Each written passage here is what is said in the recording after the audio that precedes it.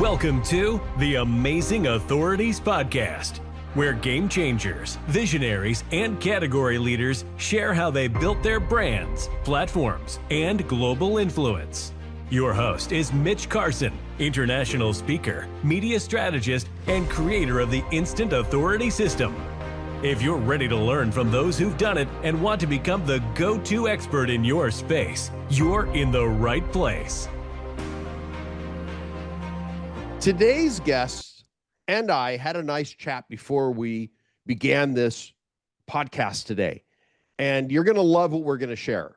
Her name is Marcia Riner, and welcome to the show, Marcia, with that perfect smile. Oh my gosh. She is from Las Vegas, Nevada, and we're going to go through, I'm going to dive right in.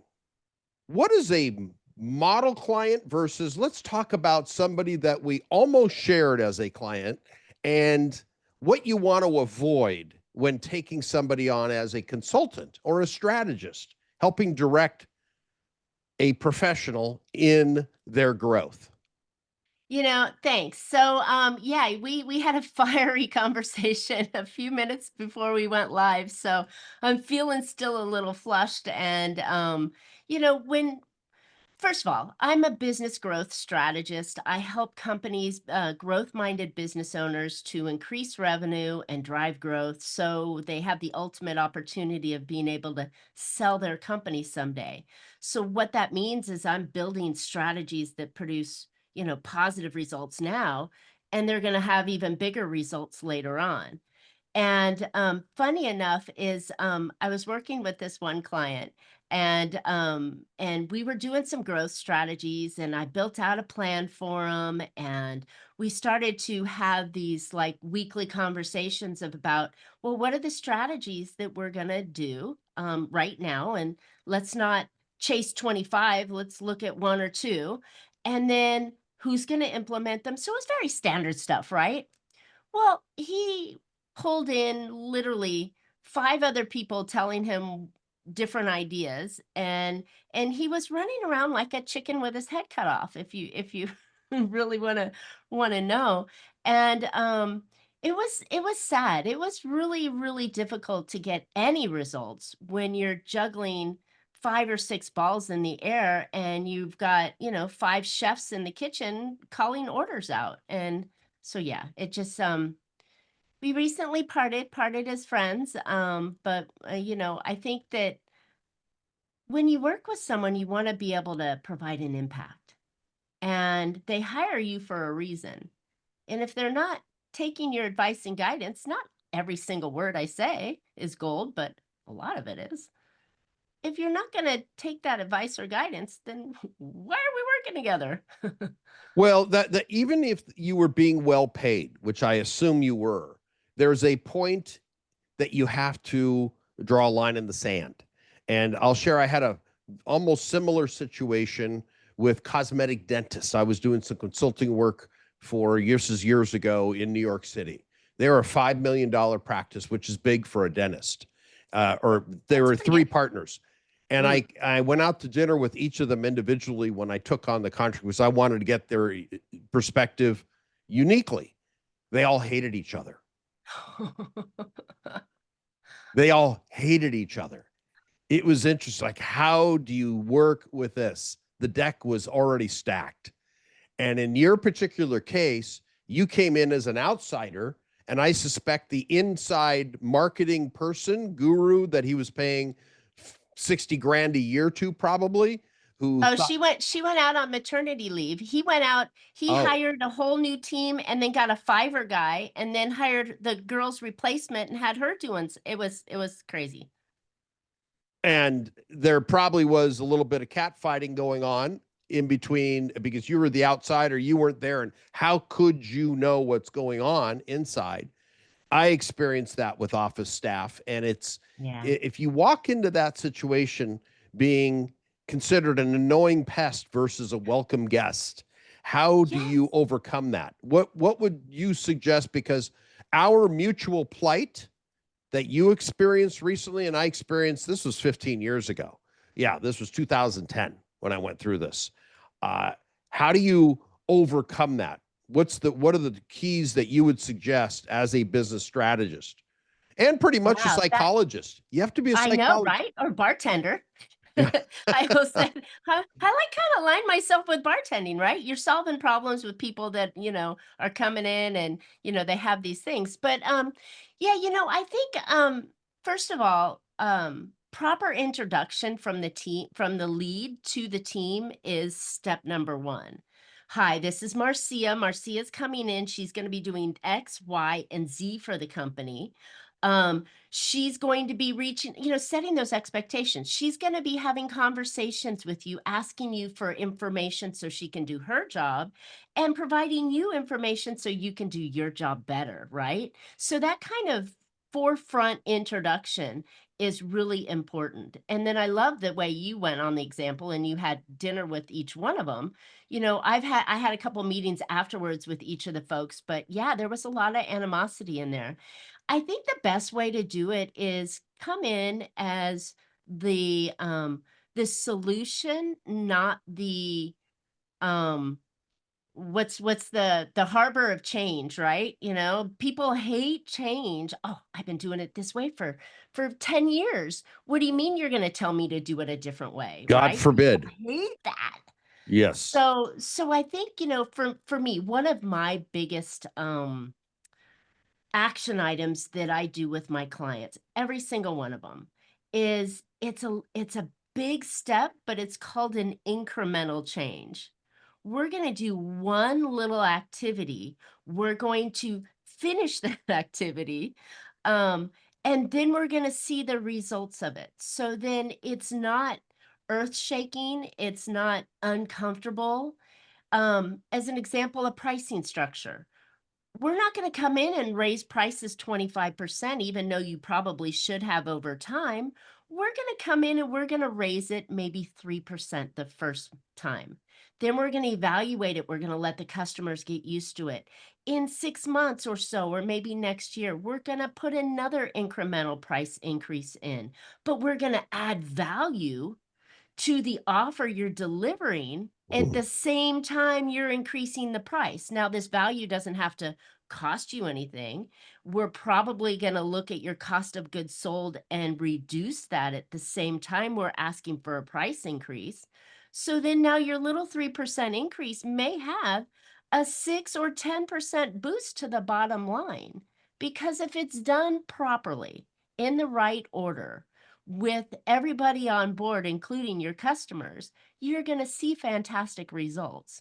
And so that's why I like these little incremental changes, and why, it's not that I'm going to turn you upside down on your head and shake you around and make you, do things that you're uncomfortable doing. So I want to recap that. Let's make a That was a small lot of stuff, wasn't it? well, no, it's important. I followed it all. I have one of those annoying diplomas with an MBA on it. More beautiful advice. But the point of reducing, not only are you having them get their head around a 3% change, let's raise prices 3%, but you're affecting the bottom line. And how do you affect the bottom line? By looking at and observing and going into the nitty gritty of their cost of sales. Yes. Because there may be some goods there, but it's mostly cost of sales when it comes into the particular practice that you are working in. Sure. Yeah, it's more personnel than physical Well, it could be goods. personnel. It could be in your cosmetic dental practice. It could be who are they getting their actual work done with, right? Because they often have to go out and get a crown done somewhere else, right?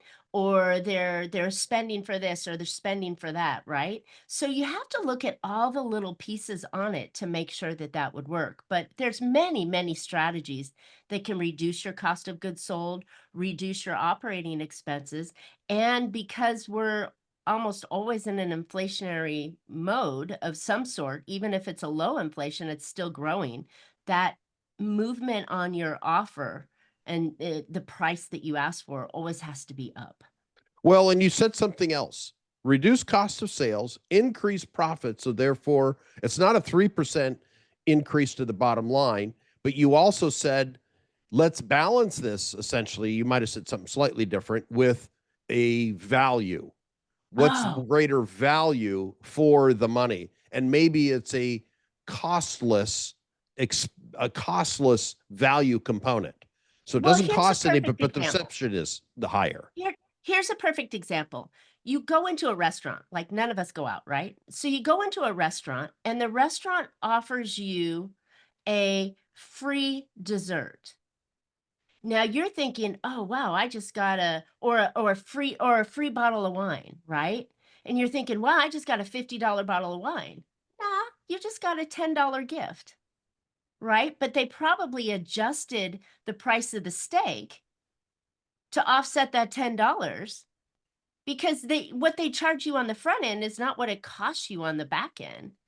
And so looking at the balance of it, you're still the price per meal or per table, right? Per shift on that table is going to be more.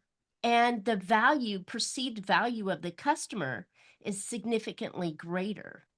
Now, we all are not going to give away a bottle of wine with all steak dinners, but thinking in that manner, what can I give away that would be incredibly valuable to our customer?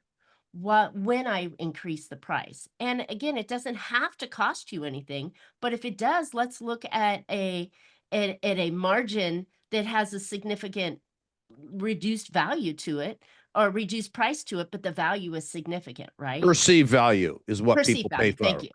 And add versus, you, what do you add to it versus, And that's it. People wanna feel like they're getting a deal, whether it is in which is the current kind of mode right now, what's the customer experience, right? mm, So how do they feel when they're there? One example one of my guests on my podcast, told me about was you go into an oil change place, and while you're in the oil change place, you're getting a barista level, coffee, and the guys come out and they open the door, and when you get your car back, it's clean, right? It's not just vacuum. They didn't just put the little paper things down. They actually clean the car for you. This cost on their labor was minute, but what you did is instead of beating down the coupons for $34 to get your oil change, you're actually charging $69 for an oil change because the experience that you have with the barista coffee, the clean car when you come out, Wi-Fi when you're sitting in their beautiful lobby and you're spending 2 hours in there or an hour in there, whatever the time is, you have that relaxed, lovely feeling. But that's the kind of thing that you can do to add tremendous value when you raise your prices. This is yes, you're, honestly, you never wanna be the cheapest because then you're competing with a Walmart or an Amazon, and you just well, can't win that way. there was an old sales great that I used to listen to, and I listened to his cassette. That's how far back it goes. Named Zig Ziglar. Zig Ziglar, okay, awesome. I was gonna And say, or Zig Dan Kennedy, Ziglar, right? The same one, right? what's that? Or probably Dan Kennedy, right? With the mailings and the Well, offers, but Dan, I yeah, was in his same. mastermind for 9 years. I know Dan quite well, but Zig was shared the platform with Dan for many Sure, years on the he's success. he's the OG. Zig Ziglar's the OG, Yeah, definitely. and Zig shared the difference between buying a Huffy bicycle and a Schwinn. One is price versus value. And if you Mhm. buy a Huffy, it's going to break. Whereas you buy a Schwinn, it's quality. Now, were they both made in China? Absolutely. You Probably know, by the same warehouse too. probably one just it's just a different brand, but the perception with Exactly. Schwinn was you were getting value, hence the price was greater. And okay, you're a woman. Then let's just ask this: if you're dating a man who then you've progressed in this relationship, it's now gotten serious, and he bends down on one knee. Okay, here it comes. He bends down on one knee and says, Marcia, I want you to be my forever from now until we have no Whenever. teeth. And yeah, nice visual. And he gets down on one knee and cracks open the box, and you notice that it's got a label from Target. Or what's the likelihood of It's getting that teal little box that opens up, well, right? it's the blue and white box. Yes. Well, Tiffany Tiffany, is yeah. Tiffany Tiffany. blue. Tiffany is going to get an immediate exasperated yes versus Even if if the target is this big and the Tiffany is this big. right, assuming that the diamond is of the same quality. Sure. You don't know until you pull out a loop and look Yes. at it and see the inclusions or lack thereof. But the wrapping of that paper, talk to us about that. It sure does. And first of all, Mitch, this is a great conversation. So I'm so glad we're having this. You asked me for some questions and those were just left in the dust. So I love it. But you know what? Pricing is not always the go-to. It's just one of many, many strategies that you can implement in your business today to improve it and grow and, get the bottom line down and the profits and what you take home each month bigger. But when you're looking at wrapping, to go back to your questions there, it's a perceived value, as you mentioned, right? One has status to it.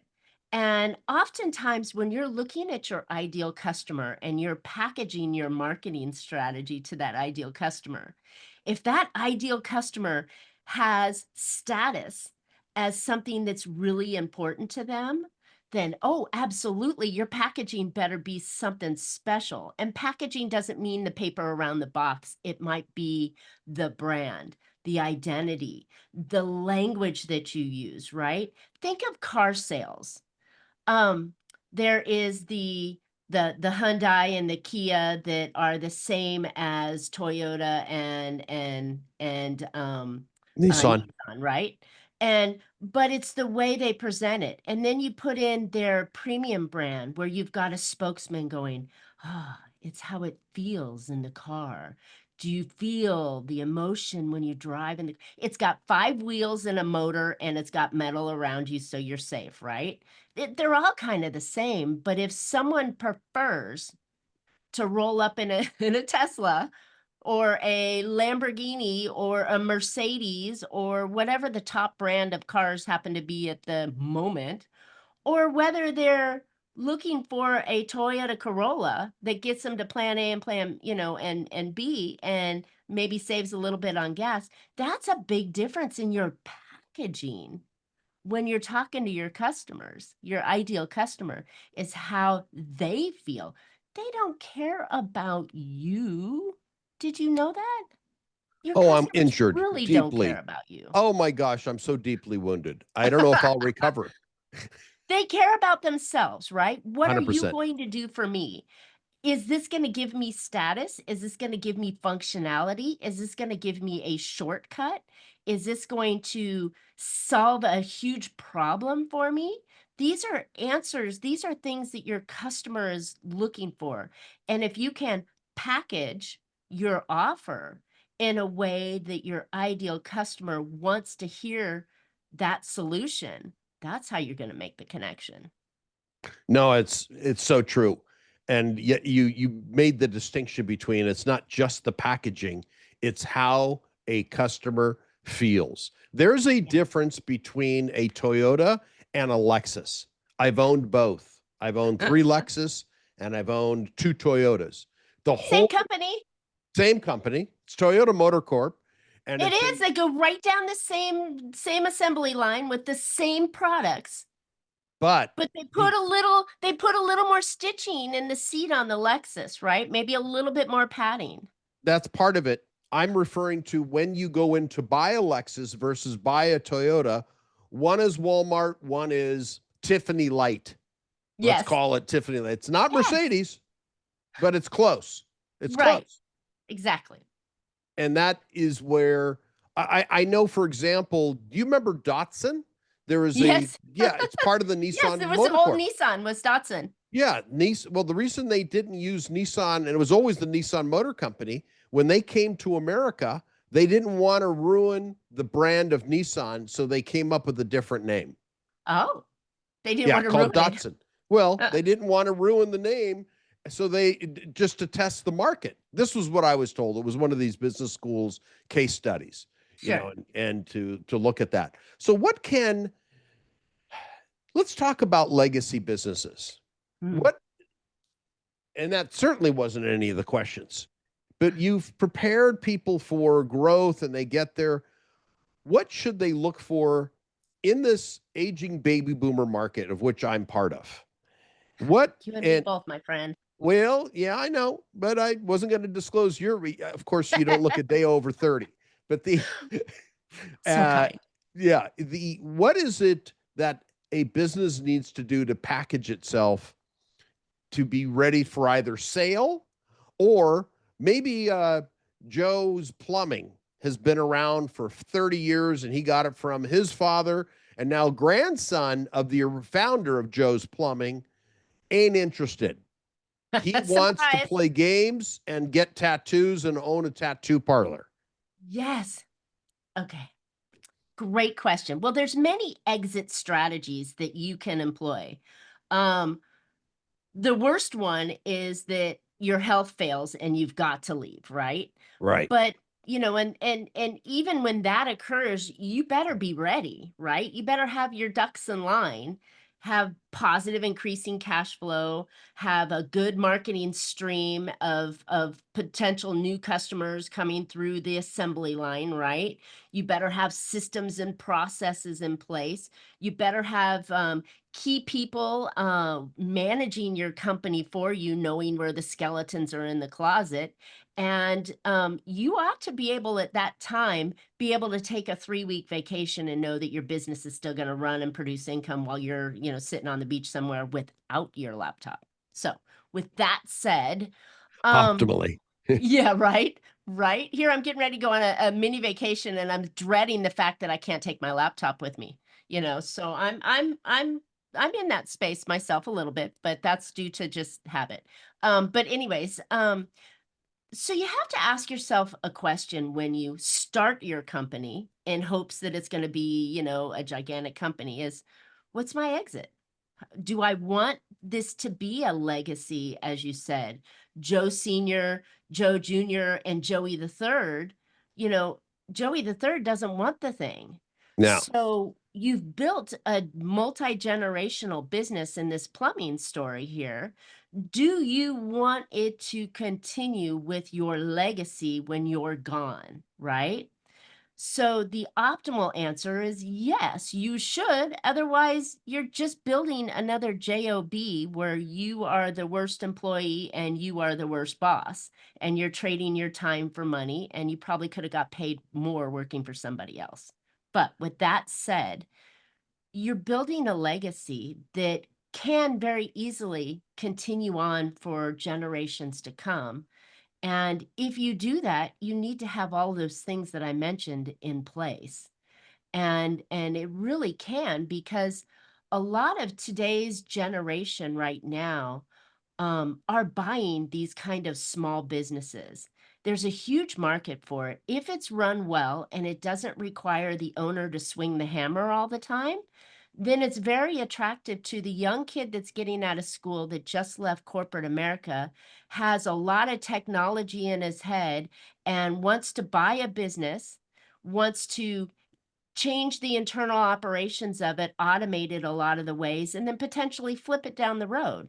But because Joe's Plumbing has a fantastic neighborhood name that everybody knows is synonymous with great work and fair pricing, and Joe will be there on a Sunday night at 3 in the morning when your toilet's overflowing, you know, they're gonna keep the name. And if you have that kind of street cred, then that's worth a lot of money to the potential buyer who's coming in. goodwill. There's goodwill there. And that's Yeah, based on 3 generations of trust in our local exactly. community. And Joe Exactly. will pop the poo out for you. Hey. It's a good visual. But well, when you think of plumbing, you don't think of cleanliness. Well, here's the thing is when you think of plumbing, rarely do people call plumbers without a problem unless Correct. they're remodeling, right? And that's a whole different plumber. They're calling them because, "Oh my gosh, I got a problem and I need somebody now." So there's how you market, right? Here's how you set yourself up with. Here's how you have an AI answering the phone every, 24 hours a day, setting up appointments. Hi, Joe Jr. will be with you at 8 a.m. in the morning. Is that okay with you? Right. And the AI has booked the appointment on Joe Jr.'s calendar. So Joe Jr. is out there at 8 a.m. to solve your problem. Talk about AI. What are you seeing? Because that's a hot topic. I Oh, mean, it sure is. yeah, I jumped on the bandwagon and created AI conferences in Vegas 2 years ago on ChatGPT alone, and then all Hmm. the there's a plethora of There AI is. uh, Well, I've got myself a programs. couple of certifications in AI. I've been Oh, working under a team. So, and I am formally, and I've announced it, this is not a secret to anybody. I am dating Chad GPT. So Chad oh, and I are intimate on many levels. And I think that if you're not using it, why? I mean, it is a tool to help us. And if it can provide an employee for you. It can provide, content creation and a copywriter and automation and, marketing strategies. It can provide design opportunities. I even built a video from chat. Now that doesn't mean that I'm going to go to market with the stuff that it creates. I'm going to still put a human touch on it. But talk about speed to implement. It's mind-blowing how much more production I can do in my practice now that I have AI as an employee for me. And if you think about Joe and Joe Jr., right, in the plumbing, when a buyer comes in and has a problem, right, specifically in the plumbing industry, they want somebody right now. So if you have trained an AI with the questions, the normal questions, the answers, and the AI answers the phone 24/7 and says, "Hi, this is Amy, Joe's Plumbing AI receptionist. How can I help you?" Right? So you've told them it was AI. Oh, I've got a leak and I need somebody and oh, well, they know all the questions because you've trained it with the Q and sure. A's and the things that you want. It can set the appointment for you. It can talk to you about the problems. It can walk you through how to turn off the water so it doesn't continue to fill up the bathroom or the kitchen, right? There's thousands of things that AI can do for your company at a fraction of the cost. If you can imagine, you pay somebody, that marketing gal, right? $60,000 a year to be an employee, right? To do stuff. Your receptionist, you pay somewhere around 40, $60,000, depending on what else they do. If you could have somebody for, imagine, $1 an hour 24/7, 365. That turns out to be about $720 a month that you're paying somebody to answer the phone. And if they're on the phone, they duplicate themselves and answer the second line and the third line and the fourth line and the fifth line, but you're only paying for one. And the information is accurate because it's your information. Doesn't allow for human Exactly. error, and they don't call in sick. They don't call in sick. They don't ask for a raise. They don't bitch and complain about Susie Q next to them and the popcorn in the microwave or the fish that got cooked up. There's none of that stuff that goes on. They're there all the time. And it's easily trained, and it helps, like any kind of a local company that takes calls, right? You've got the dentist example, you've got the plumber, the HVAC, you've got the pizza joint, you've got the towing company, you've got the guy across the street that does the technicianal work, or the carpet seller, or I could go on, the attorney, right? Mm. Who answers the phone on Saturday night at 3 in the morning when you're pulled over? Well, that attorney's not gonna answer the phone because then it's gonna cost you what, $700 an hour, a minute, to talk to that attorney. But that attorney can have great AI that takes the call, calms the people down, gives them the next 5 steps they should do, and schedules an appointment for 8 a.m. that morning. So the attorney can come get you out of jail. Mm. So if you can imagine in Vegas, 24/7, right? You got a 24/7 life. You got to have a 24/7 ability for your customers to be able to receive the support they want. And Oh that's yeah, just especially one Vegas. idea of that's just the AI employee. There's so many more crazy things that AI can do for you in your business. And yeah, you can go down some serious rabbit holes. No, I love AI. I mean, I live in Chat GPT every day. Well, oh, That you're dating him too? yes, well, yes, well, I've switched Where's that sides. ring? I'm gonna give Yeah, myself a yeah, Target ring well, from yeah, ChatGPT. yeah. He's shopping Walmart right now. So That's a great idea. I think I'm gonna do that. I think I'm gonna go get myself one of those big, gaudy the rings. lollipop size rings, and Yeah, say this is Chad and I are engaged. there you go. There you go. Well, tell us about your podcast and what you're Oh, doing. thank you. Thank you. You have been a worthy guest as well on my podcast. It's been going for I six and have. a half years right now. Mind blowing that it's ever made it. My first couple podcasts were just horrific. I remember my girlfriend coming to me after like the second or third one, and she goes, "Who the f is that?" Because I was like, "Oh, hi."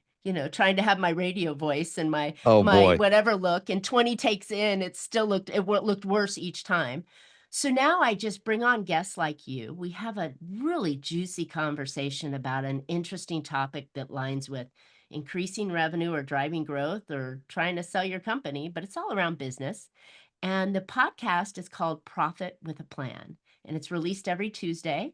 And I have it up on YouTube. I have it on audio version, and then I'm spreading those little snippets and clippets that Chad and his team help me split up for it for production purposes. But I got to tell you, I have learned so much from my guests, and I know that my audience has found such value from a conversation and things that they go, "Oh, oh, it's a really good one." So when you asked me to come on your show, I'm like, "Absolutely," because that's the power of a conversation. I love that. The power of a conversation. That encapsulates what a one-to-one relationship is because very few people will decline an offer to be interviewed if they're a prominent authority, if they understand the importance of exposure, ongoing There are a exposure. lot of introverts out there, and worse, there are a lot of people that can't string a sentence together. I mean, you've probably experienced this as well, where you're interviewing someone and they give like a single line answer, and you're like, "Let me pull it out of you." Yes, Or I've people had like me that rattle on for days, and you're like, "Shh." you don't rattle on. That is welcome. I mean, the beauty of Oh, thanks. podcasting, we're not confined by time, other than Mm, well, on television when I run interviews there, you your have a 15-second spot. sound bites. Yeah, you've got to be on target with your time, and you have to cut somebody off because Mm, you can't let people just motor mouth or because it's advertising time. it Podcasts is is. a lot more lenient, unless you're Joe Rogan, and I'm sure he's much more structured because at that level, Exactly. yeah, a little different. We'll be there Well, someday. yeah, well, how do people get in touch with you? Oh, thanks. Okay, so yeah, my you can always find me on my podcast, Profit with a Plan. I've got several opportunities that I'm doing right now, but I think the most direct opportunity that I think your audience would really appreciate is I'm a value. I'm a value giver, right? I like to give ideas, share ideas, show potential customers the value of working with me before they ever hire me. So I'm always giving things away. Just, something that, here's an idea, run with it. If you Give want it, some help with it, give I'm it, here. give it, Marcia. So I do a growth and marketing audit where you fill out a form online. We go through, we book a call. I look at some gaps that you have in your business. I look at some opportunities that you have on there. And then I go, hey, here's an idea for you. And here's how you can do it. And so it's super valuable. Whether you hire me or not, you've got a great idea and tool in it. But it's always good to have a second set of eyes on your business, someone who's been doing it a while and someone who knows some things that maybe you can't see because you're too busy looking at the forest to see the tree that's fallen down. And yeah, they can go get that at profitbooster.biz. And there's some other marketing information on that page, but the marketing audit is on that site. Well, My that's an company, offer. Infinite Profit. Well, that's an offer that how can they refuse? And it doesn't require a gun. It does. There's no gun. Not No, no. No. and Chad won't be jealous. Chad is right there on my shoulder all the time. So, you know what? Maybe some of the ideas might be using a bit of Chad to help you, streamline an operation or to look at an offer redesign, or maybe it's just the way you're introducing yourself. As an example, I have a potential client coming on, and in talking to her, she's constantly selling. And I'm like, it's not appropriate in this part, right? I mean, she's doing something where it's a networking ability, but it's not a selling ability. So the coaching that she's getting through a partner of mine is to have a conversation and build a relationship first, and then there's selling later on. I happen to be doing the marketing for her so that we're going to take that messaging and let the marketing market for her, where my sales friend and partner is teaching her how to not sell up front. But I think it's important that you can see the differences in the opportunities, and you often can't do that alone. That's very true. Well, you've been a great guest, as expected. I knew you would be. And you're a 6.5-year podcaster yourself. Please check out her show.